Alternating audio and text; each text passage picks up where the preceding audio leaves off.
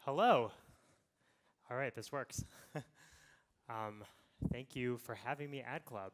I'm Chris Chiliberti, and I'm here today to talk to you about podcasts and Gimlet Media and some of the innovative ways in which we're telling stories across platforms and bringing brands along on that journey. First I want to start with a little bit of context on the podcast market and the podcast format. So podcasts have been catching a lot of wind lately, but they've actually been around for quite some time. Podcasts were really formalized as a media format when Apple invented the iPod and created the iTunes Store. They formalized a section of the iTunes Store for narrative on-demand audio, and the podcast was born. And that was in 2005. There was a big sort of boom of attention around the podcast's launch in 2005 and the mid-aughts, but the format didn't really quite catch on. And no one really knows why that is. Perhaps it's because of the technology. It was a pretty kludgy experience at first, where you would have to go on your desktop or laptop and sort of identify which shows you wanted to listen to, and download them to your laptop computer and then hook them in your iPod. It wasn't a great user experience. But we're here in 2017, and podcasts are certainly a thing today. And there are two big reasons for that, and both of them date to 2014. There's a content reason and there's a tech reason. So on the content side, you have Serial. For those of you not familiar, Serial was a mega hit in the podcasting space and really the first radio show to crack mainstream culture in a big way. Reached 10 million listeners. That's a huge number. That's the size of Big Bang Theory audience. And as with any creative franchise, it's difficult to know exactly why it caught the wind that it did.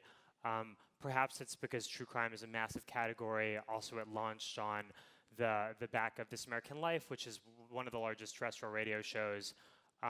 Regardless, it hit a huge wind and put podcasts on the map for a lot of people. Around the same time, Apple made a decision to natively install the podcast app on all iOS devices.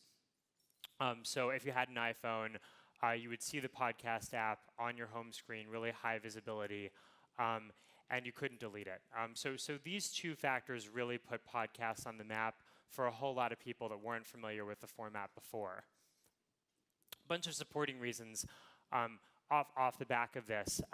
You saw major celebrities come onto podcasts. President Barack Obama was the first sitting president to appear on a podcast. He appeared on Marc Maron in 2015. That was huge. Got a lot of attention. Great interview too, for those of you who haven't listened.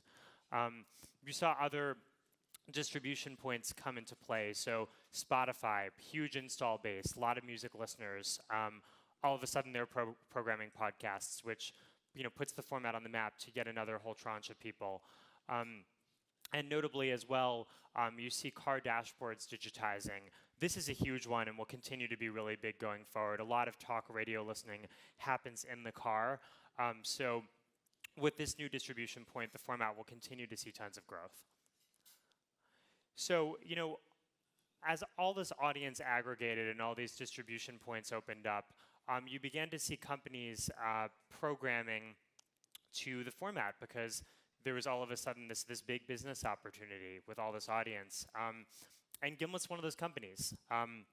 So my boss, Alex Blumberg, founded Gimlet in 2014. Alex is a longtime This American Life producer, part of the foundation of that show, twice Emmy awarded, Peabody awarded journalist. And he sort of saw this opportunity to create high quality programming for people who are coming into this podcast format. The format wasn't really taken seriously creatively up to this point. So he wanted to be the production company that would really labor over all the details and create really rich premium content. And that was back in 2014. And Alex sought to raise money for his new venture. And oftentimes when you're going to market and looking to build a company, you need to have some sort of a prototype, an MVP. And for Alex, that was actually a show, since that was what we would be making. And he chronicled his journey founding the company in the show Startup. Startup was a wonderful podcast, is a wonderful podcast that documents the foundation of Gimlet. It's a no-holds-barred look into what it's really like to start a company. I'm going to play you a clip so you can get a flavor. So I traveled out to see Chris Sacca with what's called a pitch deck, which is basically a PowerPoint on a laptop telling the story of what my company is going to do and how it's going to make money. Not surprisingly, you can read a lot on the internet about how to make a killer pitch deck. And like screenplays, pitch decks are supposed to follow a standard 3-act structure. What's the problem out there? How is my company going to solve that problem? And how is solving that problem going to make huge amounts of money for everyone? And usually there's a conference room, maybe even a large screen monitor where you plug your computer into, show your PowerPoint. But after lunch, Chris says, okay, let's take a walk. You can give me your pitch. And that's how it came to pass that right there on the sidewalk along West Pico Boulevard, I made my pitch to Chris Sacca. I have a deck, which I've used for people, but it was a crutch. I got used to it. All right, so Pretty much immediately, all the confidence that I felt during the lunch evaporates. Remember the structure, Bloomberg, I tell myself. Problem, Right. solution, money. Here's the problem. In the world of audio right now, most people consume the kind of audio journalism that I do. Most people consume it over the radio. Those people are leaving the radio in droves, and they're migrating to digital. They're migrating to digital listening. The number of, obviously, smartphone handsets are going through the roof. The audio dashboard is becoming digital. iTunes Radio, podcasting is all going to be on your dashboard. And there's this whole world of, so there's all these people going there, and I want to start a company that will create the content for all these people to listen to who are like moving into the digital future/present. Digital future/present? Who says that? If I'm honest, I sound like a douchebag, dropping all this jargon. Instead of saying listening to the radio, saying consuming audio. Also, notice how the more nervous I become, the higher my voice gets. So you're uniquely positioned to do it because you're better at it than anybody? Yeah, I am. Don't apologize for that. So somehow Gimlet raised the money. And spoiler alert for those of you who haven't listened to Startup, we raised and we raised again. So today we've capitalized the tune of close to $30 million. Over the past couple of years, we've grown into an 8-digit revenue business, and we've launched 11 shows with over 10 million downloads. And we've done this by putting really superlative creative at the center of everything we do. But VCs, kind folk as they are, they do want to see their money back. So we built a business model, and we essentially monetize our shows 2 ways. One through brand partnerships, and secondarily through multi-platform revenues. So I'm going to start with the advertising piece of our business. It came first. We're at Ad Club. I'll tell you a little bit about that. So back in the early days when Gimlet was just one show, Startup, and it was just Alex Bloomberg, the ads on our network were created by Alex. He would receive copy points from brand partners, and it would be his job to sort of divine the creative. And being the distinguished narrative storyteller that he is, he couldn't bear to just do a straight read. He wanted to be really interesting, and he wanted to bring the full sort of richness of storytelling that was in the shows into the ads as well. And that was a tradition on which our creative was founded at Gimlet. Obviously had to scale from there. We've built a large team, and it was the germ of what became our in-house agency, Gimlet Creative. But we get a ton of praise for our ads for this approach. We have publications calling them on par with the best Super Bowl ads, and clever and badass, and perhaps most endearingly to us, we have listeners writing us saying that they'll hit the rewind button to hear an ad again. And I think that really is a testament to our commitment to making the ads as rich as the stories you find them in. But it's not the only thing I think that's special about advertising in the audio medium. And I'm gonna play you a clip of one of our ads and tell you what I mean. This episode of Startup is brought to you by Hiscox Insurance. They specialize in customized insurance for small businesses of all kinds. My name is Klaus Marte, and I'm the CEO and founder of Conbody. That's con as in convict. Conbody is a prison-style boot camp fitness studio. I went into prison for running one of the largest drug delivery services in the city. See, before Koss was a gym owner and Hiscox customer, he ran a drug corner in Lower Manhattan. When he was arrested, he was making $2 million a year. In prison, he lost more than 70 pounds using a fitness regimen that he developed himself. And today, he's built a business around that prison regimen, a regimen that he sells to his professional Manhattan clients. What's the biggest difference between running a business that's an illegal business versus a legal business? Paying taxes, paying insurance. You didn't have Hiscox insurance when you were working on the corner? No risk management, yeah. How's it easier? When I was in the streets, I was watching my back because the cops were stopping me and searching, and I'm like nervous. And when you're running a legit business, I'm like, hopefully a cop stops me today because I don't have anything on me, and I'm free and I don't do anything illegal anymore because I'm doing the right thing. The legal version of watching your back? Insurance. You can learn more about Hiscox Insurance at hiscox.com. That's HISCOX.com. Hiscox. Encourage courage. I'm looking out at the size of this audience and thinking we should have charged for that, actually. But by a show of hands, how many of you, when you listened to that, imagined Koss in your head? Okay, how many of you imagined his gym or some version of it? So that's really powerful, because what you're essentially doing is you're co-producing the ad with us. So with print, all of the creative is right there on the page for you. Same thing with video. But in audio, there's this extra cognitive step you take. You imagine. And that's really powerful because imagination is actually linked to memory in study after study. And we think that's a big part of the reason, in addition to just superlative creative execution, that we see the results that we see. So these are the results for one of our major advertisers that saw a 27% lift in purchase consideration for an automaker.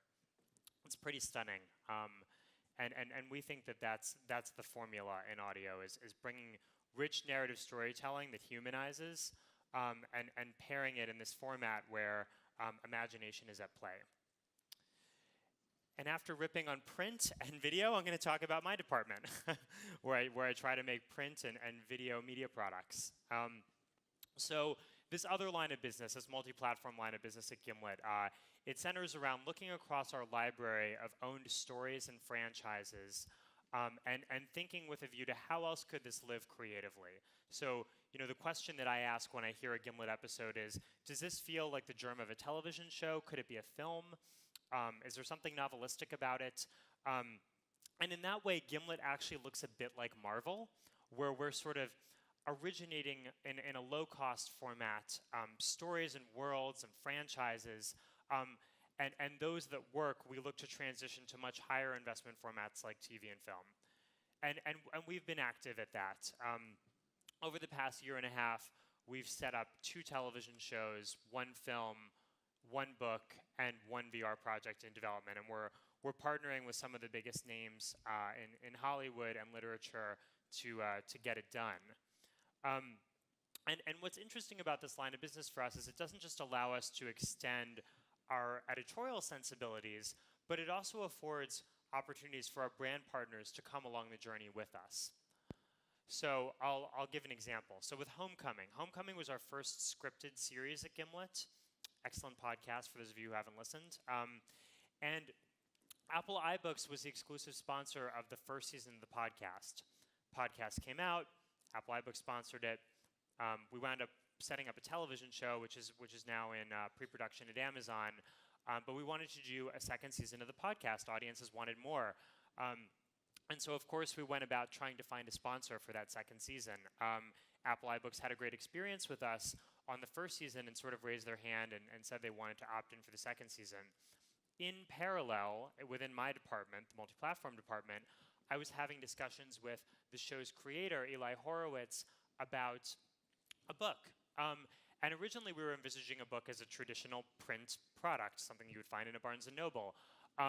But then the light bulb went on that, hey, you know, iBooks sponsored the podcast first season. They're probably going to come in for the second season. That's a book business.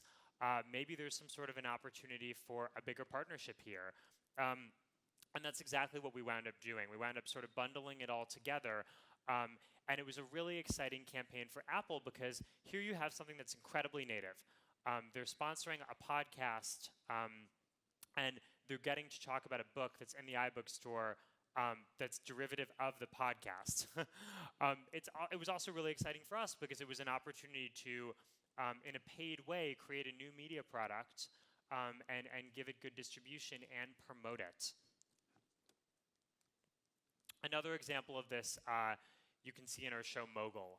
So Mogul was Gimlet's first big swing at the music category. It centers on the life and times of a hip-hop manager, Chris Lighty. I, in my department, was having conversations with Spotify. Spotify, remember, is one of those distribution points looking to grow its podcast audience. So they wanted to program originals on their platform. But you know, when we stepped back and thought about the super objective that Spotify really had, it was to raise awareness around podcasts and their platform.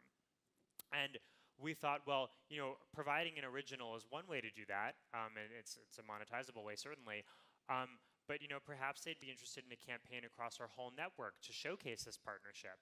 And that's exactly what we did, and we saw great results. Also within the Mogul franchise, we're active in setting up a VR film with our production partner Within. There are multiple ways to finance VR. You could do it with a platform like an Oculus where the thing lives exclusively in an ecosystem. Or you could be wide distribution and you could choose to finance with a brand partner. We have all these brand partners on the Mogul franchise, and we thought, well, why not take this to them first? I mean, a lot of them are looking to do something in the space, and you know, the VR space is actually so fragmented. There aren't these sort of big white glove kind of brands that you would look to. And if we could be that safe pair of hands for an advertiser who's worked with us in the past and experiment with them in VR, that could be a great way forward. Yet another way is in branded integrations in our television shows. So Alex Inc. is based on the podcast Startup that you heard earlier. It's way too funny to not be a TV show. And what we're doing there is we're actually having conversations with some of the brand partners on the podcast about brand integrations into the TV show. So those are some of the ways that we're extending our tentacles across formats creatively and looking to bring brand partners along the journey with us. So thank you. I hope you got some great podcast recommendations out of this. Follow me, follow Gimlet. Hope you have a great day.